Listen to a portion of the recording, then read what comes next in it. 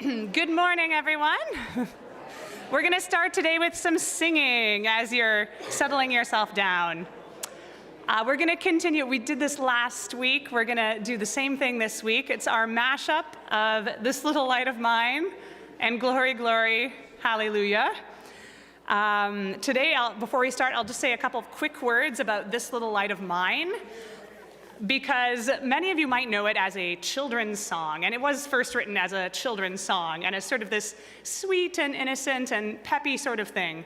But it also has this really amazing history as a protest song and as an anthem of the civil rights movement in the States in the 50s and 60s. So it is also an expression of hope, solidarity, and resilience in the face of white supremacy, and it's been repurposed as a protest song for many different occasions since then. So today when you sing it, I'll encourage you to sing it like it's a protest song and not like it's a children's song, although it is still a wonderful song for children. Today, let's split. There are so many of you here that I think we'll split at the aisle. This is the favorite place, apparently. Let's have this side of the room as This Little Light of Mine. So if you're on to the left of the aisle here, you can be This Little Light of Mine. This side, we're going to be Glory, Glory, Hallelujah. So everybody in these two sections. We'll start out by singing, let's do This Little Light of Mine all together first, Glory, Glory all together first, then we'll do it with both at the same time. So let's start here. This little light of mine, I'm gonna let it shine. This little light of mine, I'm gonna let it shine. This little light of mine, I'm gonna let it shine. Let it shine, let it shine, let it shine. Glory, glory, hallelujah. Since I laid my burden down. Glory, glory, hallelujah. Since I laid my burden down. Glory, this little light of mine, hallelujah. Since I laid my burden down. Glory, glory, hallelujah. Since I laid my burdens down. Glory, this little light of mine, I'm gonna let it shine. This little light of mine, I'm gonna let it shine. This little light of mine, I'm gonna let it shine. Let it shine, let it shine, let it shine. Thank you.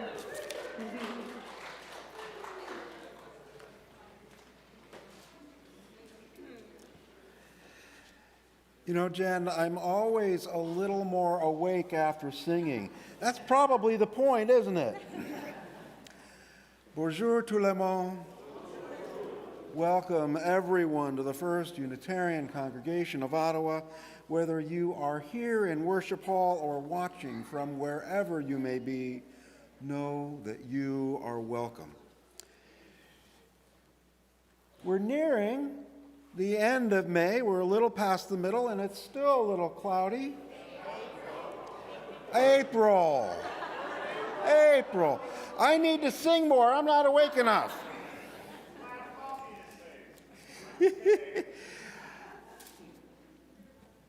We drank decaf at home. I'm trying to mix a little full test into it. Anyhow. I am the learning lead minister here, Reverend Eric, and give me some help, Mary.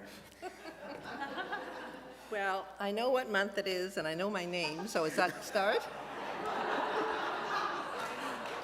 I'm Mary, your worship associate this morning, and we acknowledge that our FirstU campus is located on traditional, unsurrendered, and unceded Algonquin and Anishinaabe territory, and that the work of reconciliation is a responsibility of our congregation and of all Canadians. Our goal is to educate ourselves and all those that have the willingness to understand, to be of service to those who are at risk, and to advocate for justice.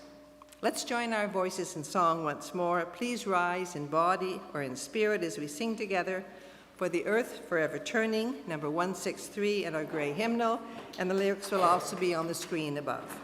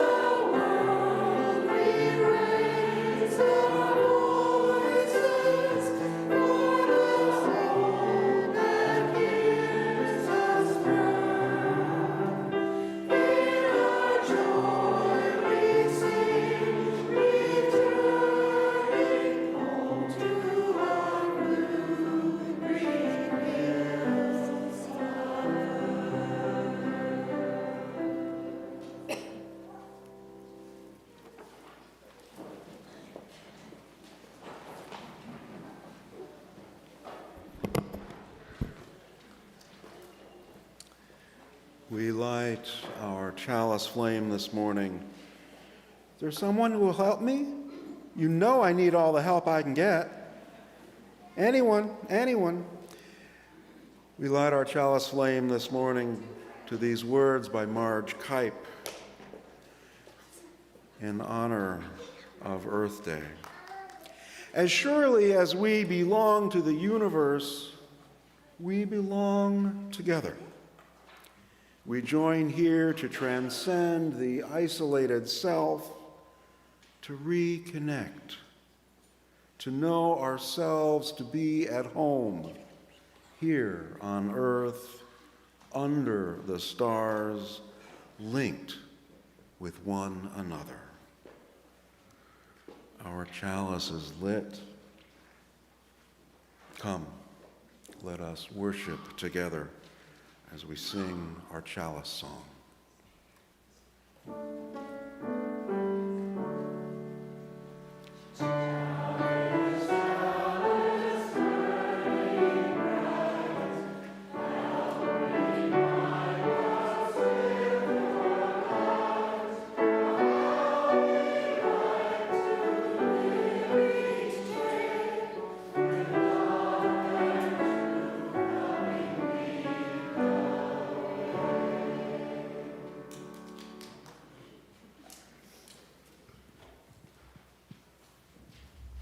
Which side do you want of the door? Side of the door? Okay. Good morning, everyone. I'm Jody McIntosh. I'm the Director of Religious Exploration. And I invite anyone young or young at heart to come and gather at the front for our Time for All Ages this morning. Hey, Eric, can you feel the excitement? Just down here, Hannah. Thank you. Yeah, just right on the floor. All right. She's not alone in wondering what's behind the door. Can you feel that excitement in the air? Last week, I told you all about our magical, open, welcoming door. The door that opens to a realm of possibilities. The door that, when opened, we welcome newcomers and all that they bring. And today, we have a newcomer waiting to be welcomed. I may still be waking up, but I can feel the excitement, Jody. You may have mentioned that this newcomer was coming to us powered by their jetpack, a jetpack fueled by love. Indeed, I did. That's right. Today, we will welcome JetPig, a symbol of justice, equity, transformation, plurality, interdependence, generosity, and love. It's not every day that we get to welcome a newcomer who embodies the spirit of our values so vividly. As we are here before the open welcoming door, let's remind ourselves that it's not just a door. It's an invitation to explore, to grow, and to embrace new ideas.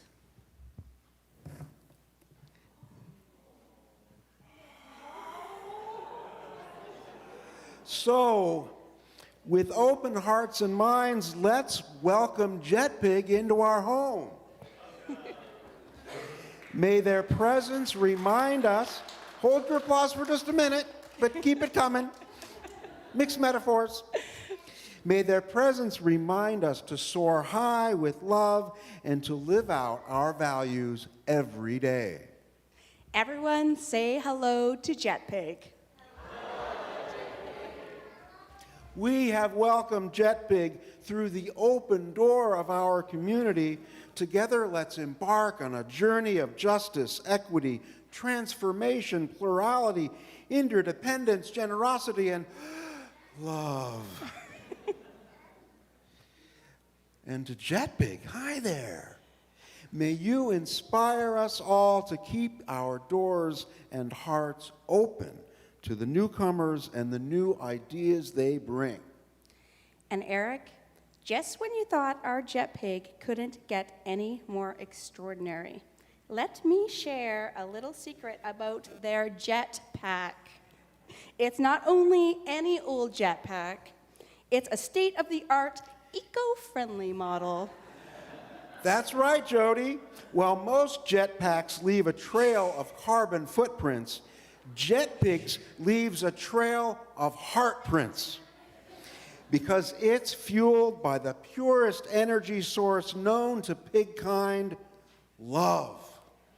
And love, my friends, is the ultimate renewable resource.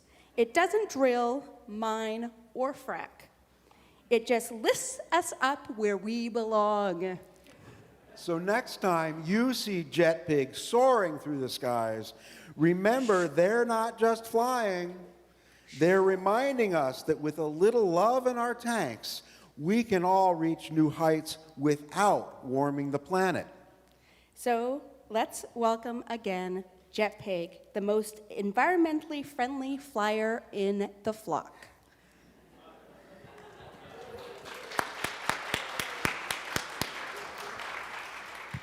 So we will sing our children on our way, and as our tradition, if you can make an arch for us to come down this aisle. Thank you.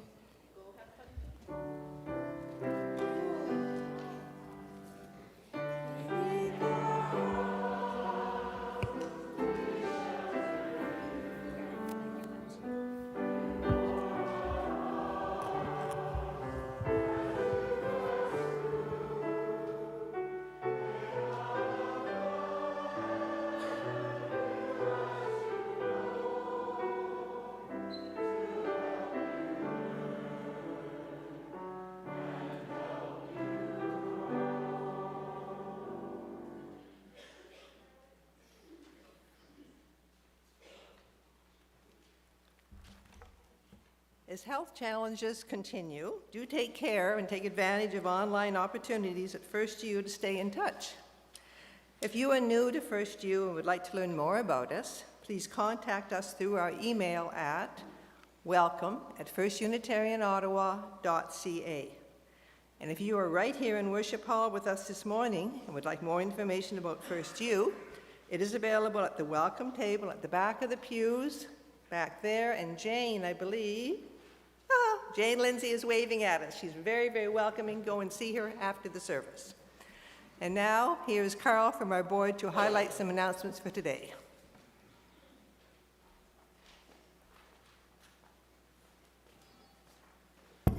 Good morning, everyone. And we have quite a long list of announcements because we're such a hip-hop happening, socially progressive and community which we should all be very proud to be a part of. So tomorrow is Earth Day. The big focus, environmental focus this year is plastics. After church, join Mike Fletcher, who we'll hear from later in the service, and the march to end the plastics era at the Shaw Centre. Our local governments are negotiating global plastics treaty in Ottawa next week, and we are still far from a successful treaty that would truly address the plastics crisis. And don't forget to put your eclipse glasses into the basket at the back so that we can send them to South America for when they have their eclipse. Did you know that FirstU's Ajaski Youth Employment Program relies on grants to keep afloat? If you have experience in writing grant proposals or program evaluations, or even a talent for writing persuasively, we would welcome you into our circle of support. Please just email ajaski@firstunitarianottawa.ca. Now, some important upcoming events to remind you of. Next Sunday evening, April 28th at 7 p.m., all our choirs will host the spring concert right here in Worship Hall. Admission is by donation, so invite your friends. And please pick up some posters at the back and distribute them as appropriately. Also, our 2024 annual general meeting will be at 12:30 p.m. on Sunday, May 5th, here in Worship Hall. The meeting will be available to watch online, but voting will only be possible in person here at the congregation. Lunch will be available beforehand, and childcare will also be provided. Note that there will be 2 special Zoom meetings before the AGM to go over the finances in detail with Phil, and those meetings will be held on Tuesday, April 30th at 10 a.m. and Wednesday, May 1st at 1 p.m. Now, several items of really good news. Wednesday's night's board meeting, we welcome 3 new members to FirstU, Marilyn Johnson and Catherine and Stan Pope. It's been great seeing the recent influx of new members to FirstU. Welcome. And connected to this, I have great news. Do you remember last week our colleague Nancy said that, can you imagine what it would be like without Fall Fair here at the congregation? We're thrilled to announce that we now have a new Fall Fair director. Pause for applause.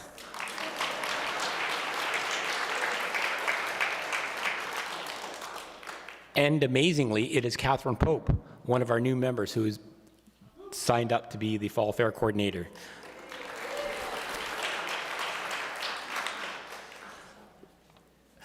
We encourage you to sign up to receive the EUU, our weekly email newsletter. Check our Facebook and Instagram pages and our website for notices and updates. Our calendar continues to be as full as ever, with activities both online and in person. This morning, each of us is welcome. We of any heritage or faith, whatever our burdens, of any culture or race, of any gender or orientation, in any body, all that we are, today we are all a part of this spiritual community. Welcome.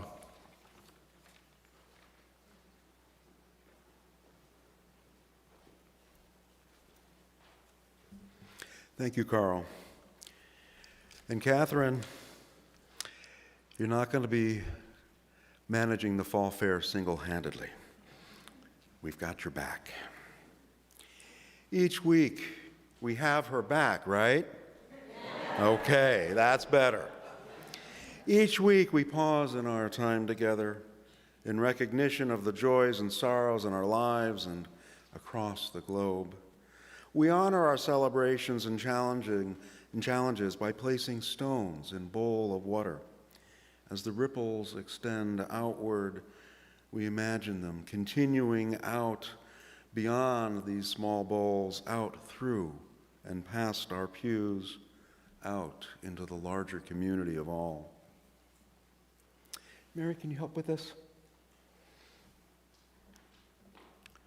Before I invite you to come forward and drop your stones, today is the anniversary of the death of Lee's partner, Charles Eric, a stone of sorrow and remembrance for Lee and his family as they mark a year today since the sudden passing of Lee's beloved partner. And a stone of joy for Lee and his family for the love, the laughs, and the countless cupcakes they got to share with him in the time they had together. A stone for Bill, as we wish him a smooth recovery following a fall that broke 4 of his ribs. A stone for Rule and Adele.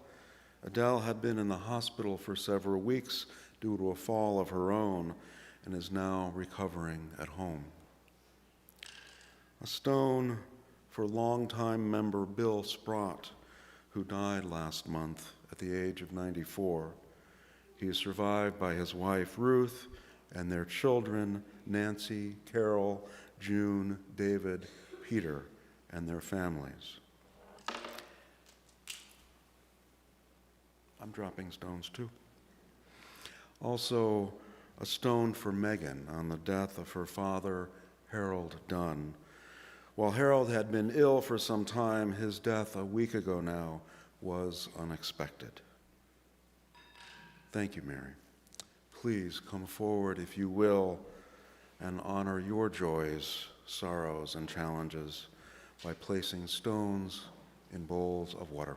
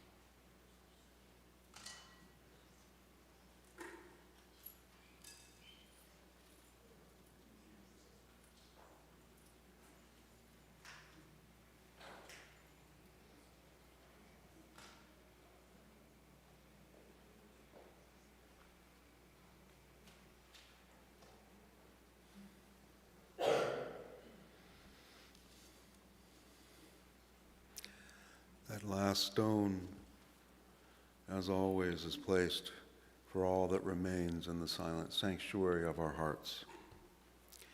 Carrying cards for Adele, Megan, Ruth, Bill, Lee, and Bill Sprott's family are at the back of the hall at the caring table for us to sign. Even if you don't know these fine people, this is a way for us all to extend our care on behalf of those who have given so much of their hearts to this community. Let us move forward now into a time of stillness and reflection. After several moments, Jen will bring us back together through the gift of music.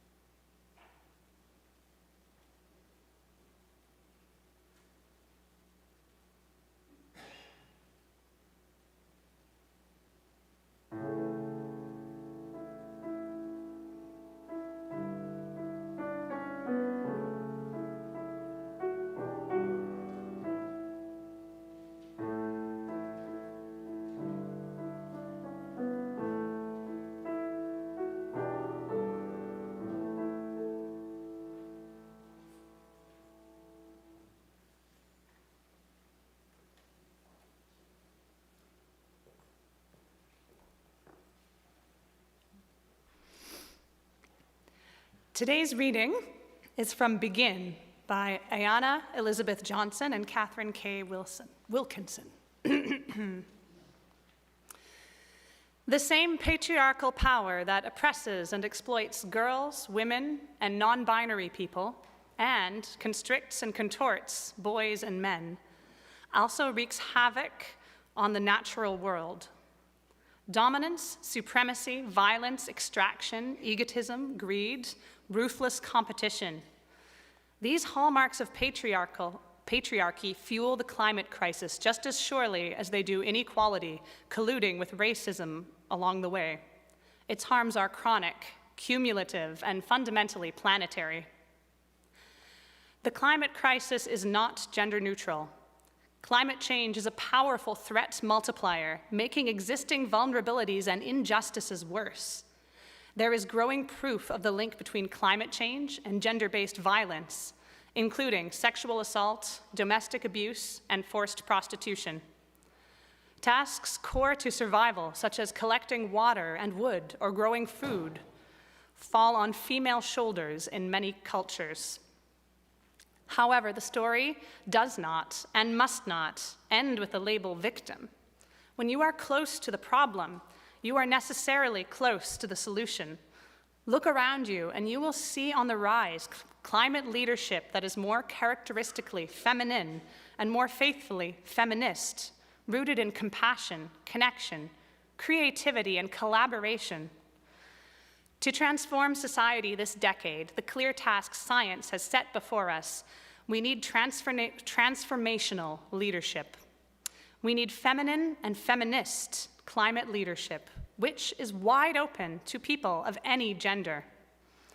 This is where possibility lives, possibility that we can turn away from the brink and move forward towards a life-giving future for all.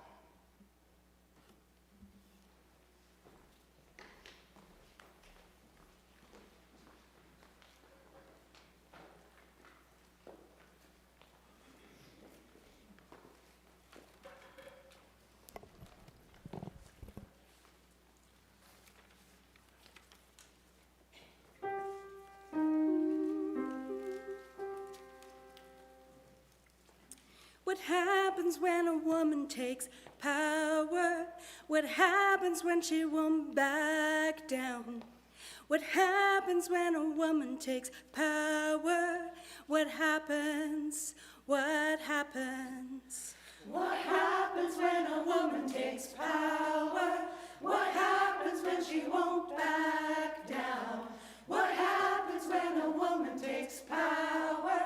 What happens? What happens? What happens when a woman takes power? What happens when she won't back down? What happens when a woman takes power? What happens when she wears the crown?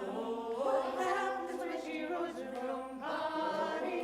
What happens when she sets the beat? What happens when she bows to nobody?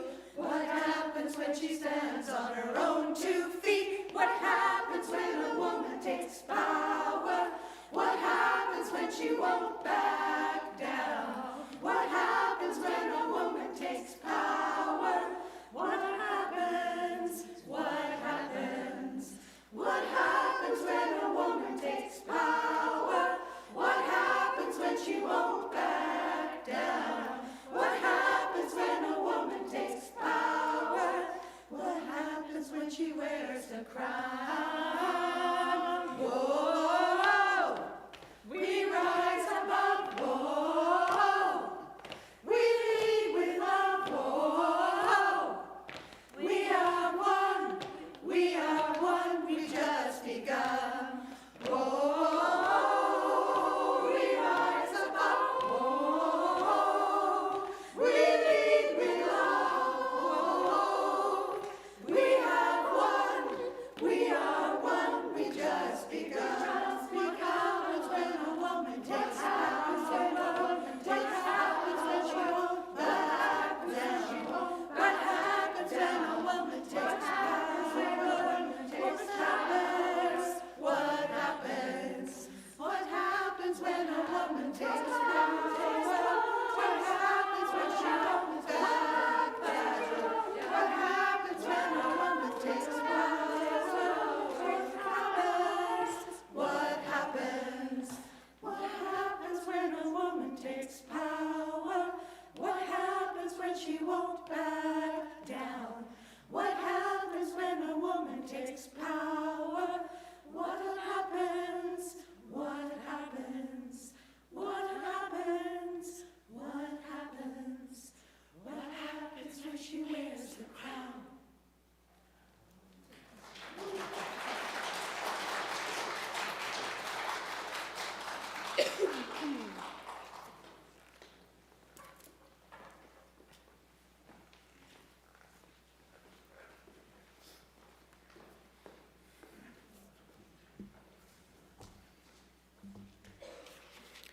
Well, Mike,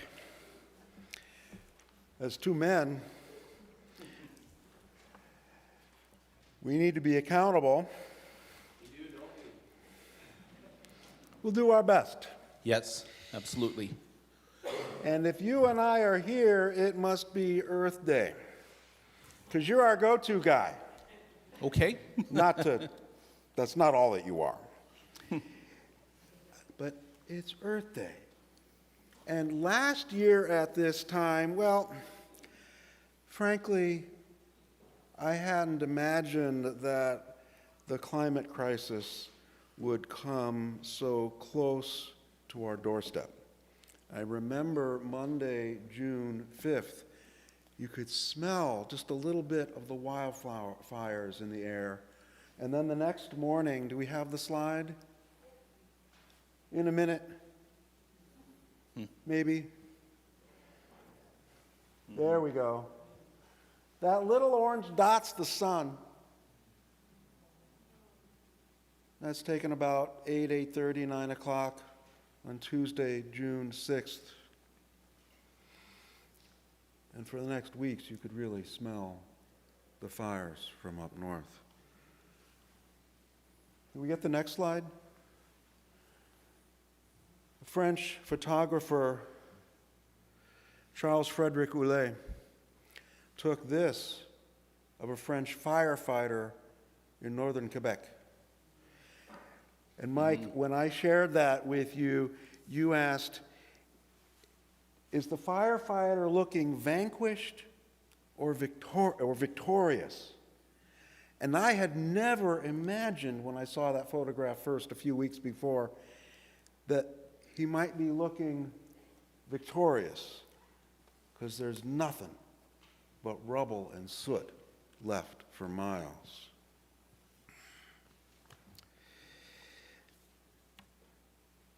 From your perspective, Mike, as someone who keeps close watch on the climate crisis, where do we stand now relative to a year ago? Well, a year ago, the fires hadn't started. And so we had a service and we kind of discussed how we expect normalcy to continue. And so there was the case in point. It didn't, did it? So, wise voices are telling us to wake up, and we started getting our real warning last year. And, you gave me a lot of things to think about. Went and did some research, which is great. I think sadly last year, disinformation was burning as much as those fires. And what I really notice is that disinformation has changed. So the forces of disinformation, use your imagination, used to be about outright denying that climate change is happening or that humans are causing it. Well, that's not really working anymore. So it's getting a little too obvious that's not the case. So it's taken a subtle turn. Now the disinformation works on saying either two big things. It says many things, but let's take a couple. The big ones are that the solutions being proffered, things like renewable energy solutions, won't work. And either that or the fossil fuel industry has this. We'll fix it for you, don't you worry. And that assertion is not true. I probably spend an hour and a half a day working social media on climate.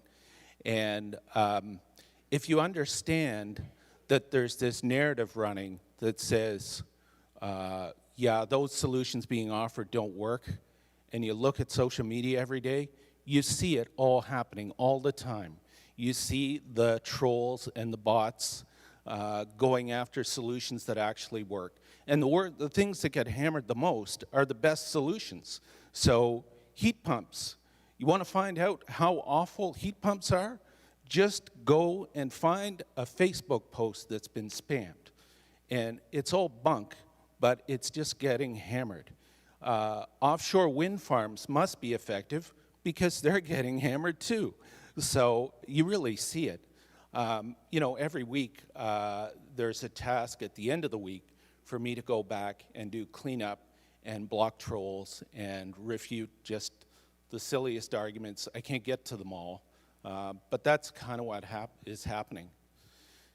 We met on Tuesday and discussed about the service, and I kind of said, I post in English and French, and I notice that disinformation is worse in English Canada than French Canada. It seems to not get across the linguistic and cultural divide of Canada as much into French Canada.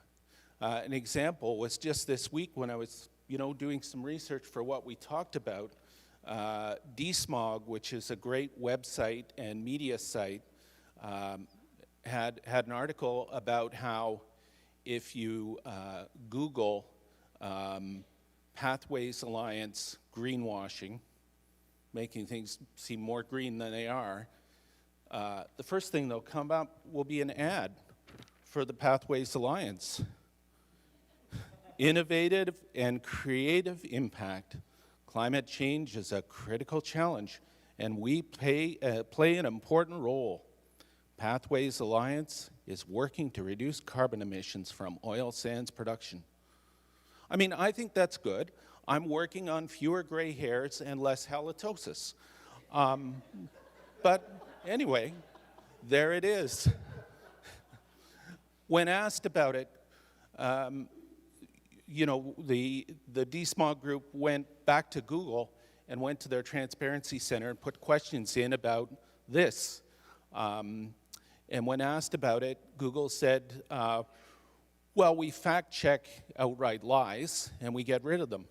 Well, that really doesn't do anything. The outright lies are not being used anymore. What's being used is much more subtle. And more about that I've researched, for later in our talk. But yeah, that's certainly a big part of what we're up against. I don't want it to be all bad news. Fortunately, there are groups working against this disinformation. I found some really good examples. And some things I kind of knew about. Greenpeace has filed a complaint to the Competition Bureau. They watch advertising about the Pathways Alliance, what they put up. Here in Ottawa, a group of 16 environmental organizations has approached the Environment Committee of City Council and complained about fossil fuel advertising on bus shelters and in city facilities. And in Parliament, Timmins James Bay MP Charlie Angus has introduced changes to the Competition Act to stop greenwashing and stop this kind of thing from going on.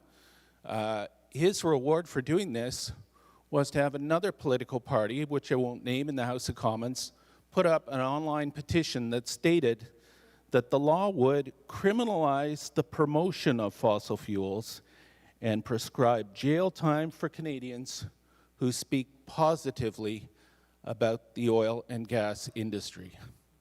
How nice. He's received death threats now for this. That's the way things are working. So, part of my question is kind of back to you. We're supposed to be one of the most educated countries on the face of the earth. And this goes on. Other than the old adage that people are more easily fooled than accepting that they've been fooled, I'm a bit of a loss. You counsel us to be wiser. You have any thoughts? It was the Universalist P.T. Barnum of the circus fame who was credited of saying, "There's a fool born every minute and two to take him." Two to take them. That's the underlying part. We can't afford to keep being fooled. And I don't have any clear, easy answers. But beyond recognizing that the climate crisis is real and something we affect every single day, I think we need to make sure that our perspective on the issue is both accurate and informative. Let me explain. For as long as I've remembered, I've hated the way the media talks about members of our species as consumers. We're people. We're citizens. Yes, I consume. I imagine you do as well. We are consumers, but we are so much more than that. And if we're citizens more than consumers, we need to act like it. In the last few weeks, it sort of dawned on me whether I'm acting more like a citizen or a consumer. It's a challenging question to pose, let alone answer. Recycling is not enough, but we know that. It's time to get savvy, time to take things seriously, time to think about broadening our scope and scale. Mm-hmm. Yeah, absolutely. You'd asked me a lot of questions about that, Eric, and I keep thinking of it as wanting what we've got, and I'm reminded by some of the good advice we get on this issue, and top among them is a quote by Sir Richard Attenborough, who said, anyone who believes we can have infinite growth on a finite planet is either mad or an economist. And it's funny because he's pretty well right, because, talk to an economist, right? Sorry, apologies to any economists who may be with us this morning. But it seems really obvious, doesn't it? And I remember when I was at university, I was told that the amount of money people spend on their lodging, on their housing, is a fixed percentage that doesn't change regardless of their income. They spend X percent on having a household, having the physical home, regardless of how much money they make. I was struck by it right away. Isn't there a point where somebody decides that their nice little hovel is good enough for them, and even if their salary doubles, no, I'm not going to go and get a house that's twice as big? Isn't there a point where you say, okay, I'm fine this way, I'm going to this is no putting up here, this is a fine place to live, and if I have extra, it's going to make my community or my world a better place, not a bigger house. Come on. I'm reminded of the Sheryl Crow song. It's not wanting, I'm going to get it wrong. I know the last line, because the last line's what you're supposed to do. It's not having what you want, it's wanting what you've got. And that sounds like a bit of a pithy comment to put up with what you have in life, but try and think of it the other way around. You'll always have so much in life. Let's just get good with it. Like, how do you do that? Like, right, we get good with that. So I think that's something to really reflect on with that. The last thing I thought about that issue when you mentioned it to me, Eric, is that people often talk to me that, and mention to me just in passing, when we're having coffee, that there's this new technology that is going to help us with the climate crisis. And that's all well and good, but if it just becomes another thing that primes the pump to more consumption, I don't really think it gets us anywhere. It has to be something that kind of does the opposite of that in a way, and we just have to realize that we just need to tone it down a little bit on having so much stuff. I wasn't aware of that Sheryl Crow song. I was going to get all theological. In fact, Ann Orfald and I are leading an adult education course on Tuesday nights called What Moves Us, about Unitarian and Universalist theologians and their thinking. And on Tuesday night, we were covering the late Reverend Dr. Forrest Church. And late in his life, he died in 2009 when he was living with esophageal cancer, he came up with these ways to live wisely. And I think he must have been listening to Sheryl Crow. He said, want what you have, do what you can, and be who you are. And it's that first, want what you have, that I'm thinking of. And I have to admit, that's always been difficult for me.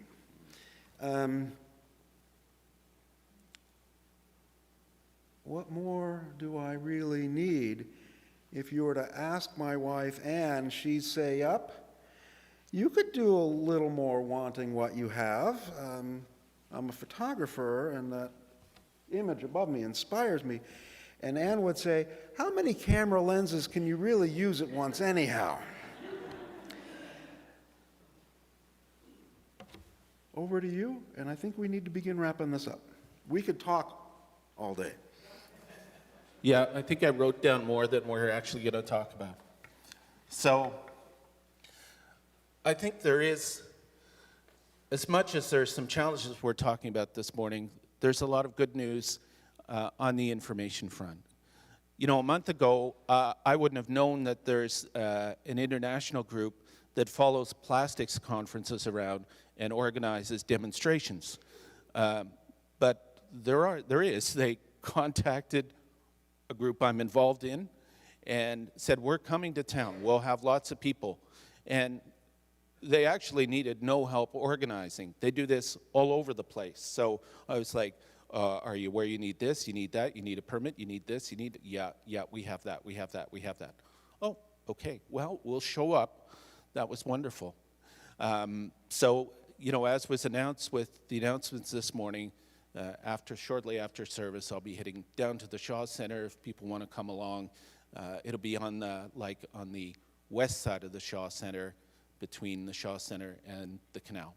So they're already on Parliament Hill right now. They're starting the demonstration. They're going to march down there. As much as groups that organize demonstrations and raise public awareness is helpful, what I mentioned at the beginning is that there's a lot of disinformation. And, it makes all the efforts to try and establish the truth and get us focused on what we need to do much, much harder.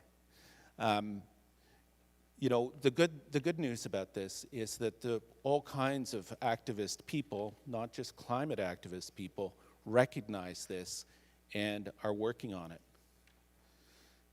We Unitarians like to celebrate people that stand for social justice and speak truth to power. And I think, I heard of a great one last fall. Maria Ressa is a Filipino-American and co-winner of the 2021 Nobel Peace Prize. She was educated in the Philippines and the U.S. and has worked as both a journalist and an academic. She co-founded the internationally awarded Philippine-based news service Rappler in 2012. Maria was a trailblazer in using the web and using crowdsourcing to fund journalism, grassroots journalism, which tries to get the truth to people. In 2016, Maria and her colleagues experienced firsthand the challenge of fighting an authoritarian government when they noticed a network of paid followers and dummy Facebook accounts related to Philippine strongman Rodrigo Duarte.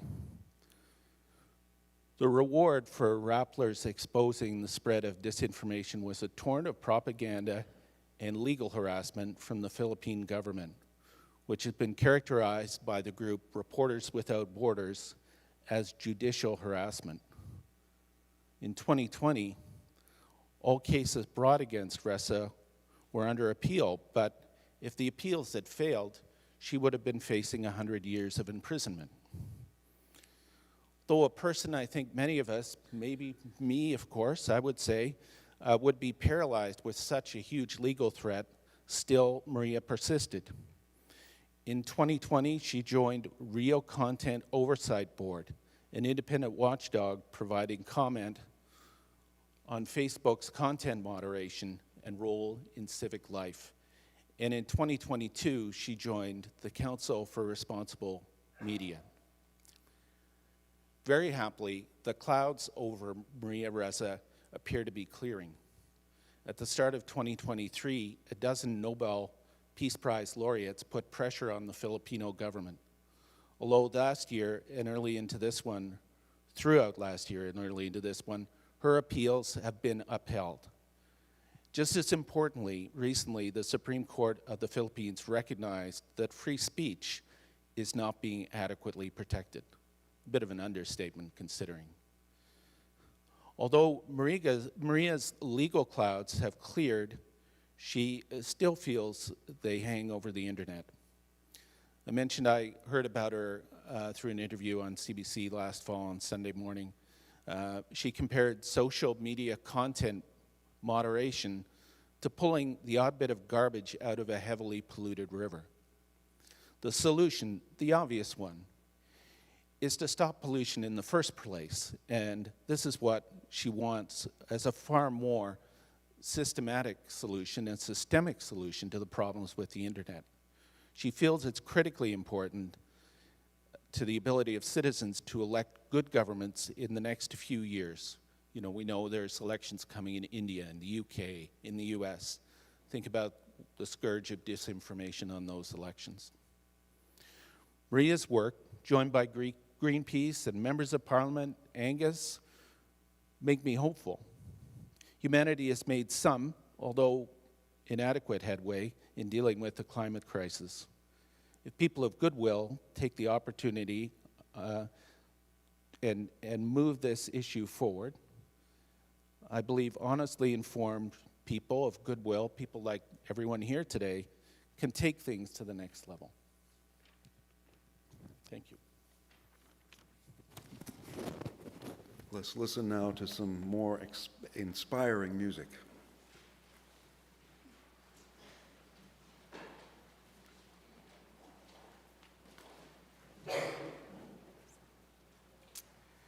Thank you.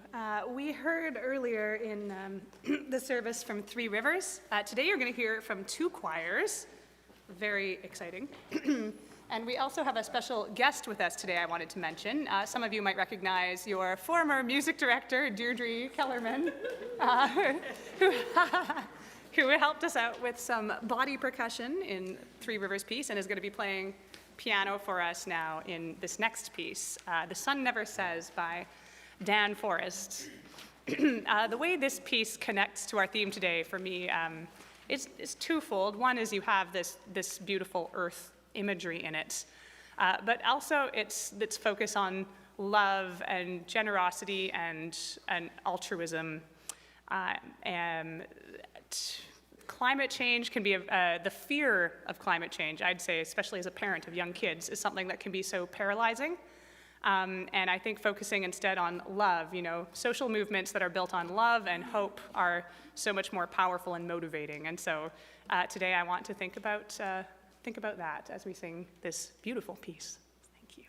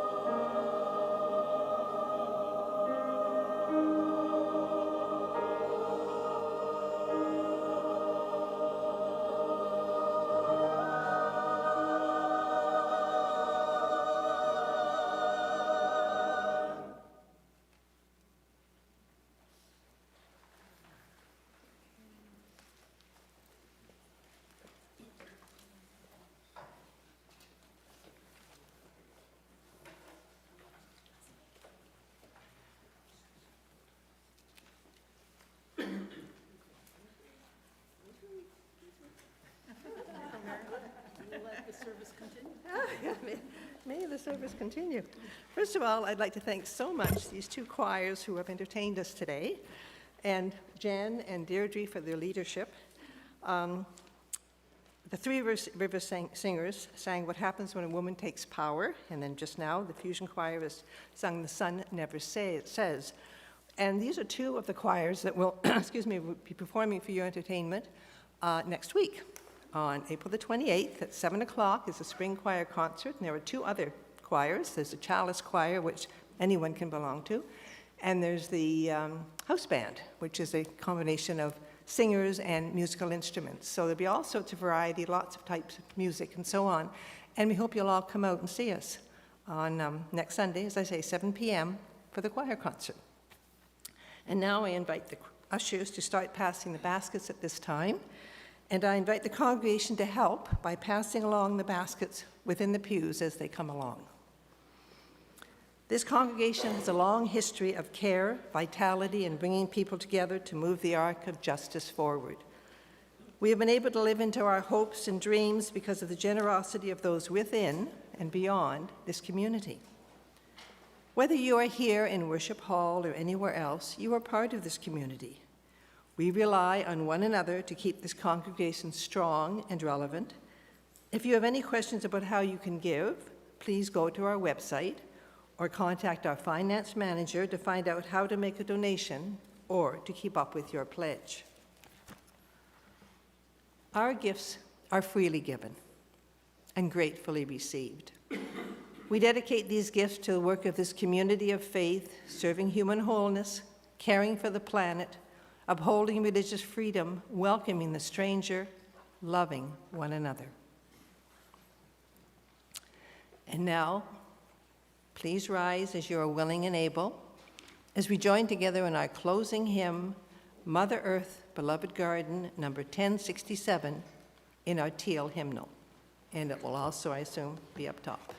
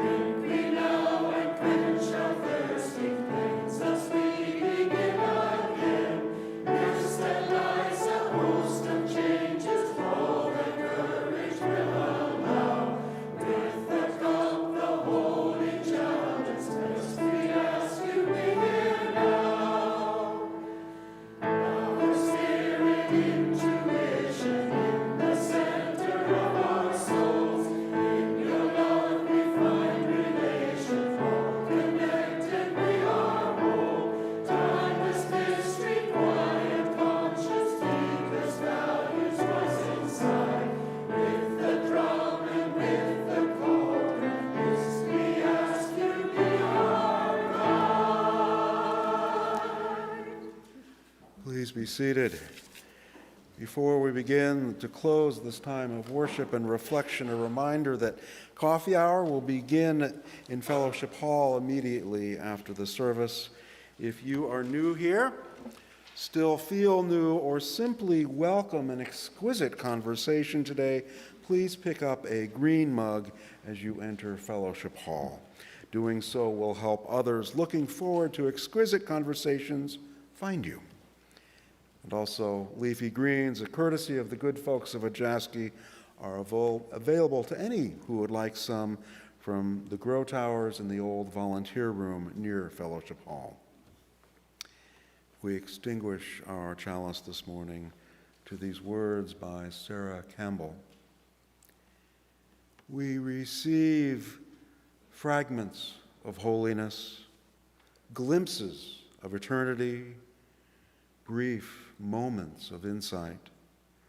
Let us gather them up for the precious gifts that they are, and renewed by their grace, move boldly like Jetbig into the unknown.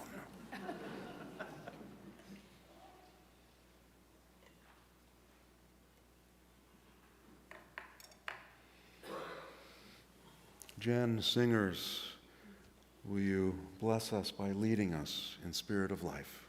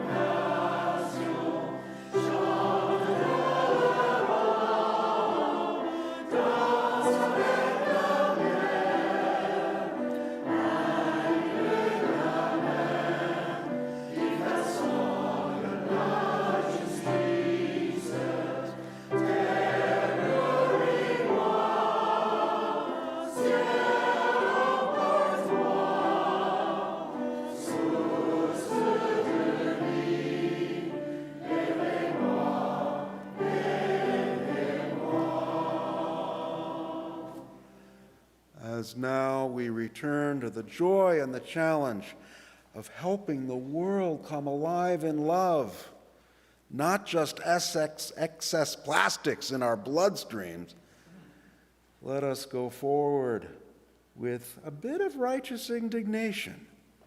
And with that, knowing that sense is shared, may we find some peace together. Go in peace.